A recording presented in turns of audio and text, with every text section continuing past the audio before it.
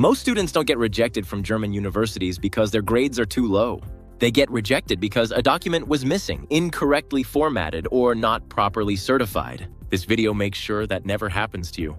Welcome to Study in Europe. In this video, we're going through every document required for German university applications in 2026. What each document is, how to prepare it correctly, and the common mistakes that delay or reject applications. The starting point for every application is your academic documents. For bachelor's applications, German universities typically require your secondary school leaving certificate, the qualification that made you eligible to begin university study in your home country. For master's applications, you need your bachelor's degree certificate and your complete academic transcript, showing all semesters, all subjects, and all grades. This is where many students make their first serious mistake. They submit only the final degree certificate and forget to include the full transcript, or they submit only the first page of a multi-page document. German universities and UniAssist require complete academic records, every page, every semester, every course. Even if not every course feels relevant, submit everything. If your degree includes a diploma supplement or a grade scale explanation, include this too.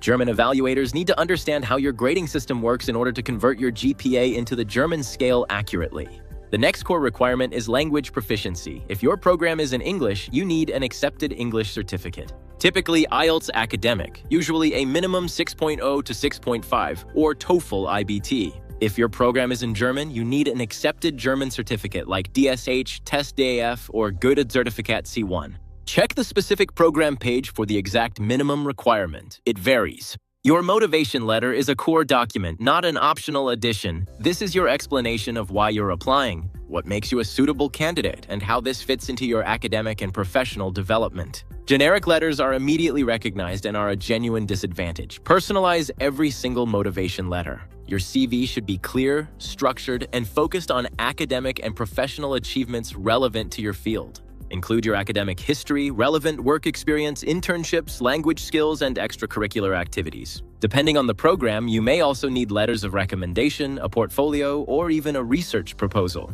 2 critical formatting requirements: certified copies and official translations. In Germany, certified copies require an original stamp and signature from an authorized certifying authority. This includes the issuing institution, a German embassy, or an authorized notary. Always check what is accepted. If your documents are not in German or English, you need official translations by a certified translator. Providing untranslated documents or self-made translations is a common and serious mistake. Finally, a critical point for students from India, China, and Vietnam: the APS certificate. This is a verification of your academic documents conducted by the Academic Evaluation Center. Build a document checklist for each university you apply to, as requirements can vary slightly between programs. Request certified copies and translations early. These processes take time. Subscribe to Study in Europe for more guides. What documents are you finding most difficult to obtain? Tell us in the comments.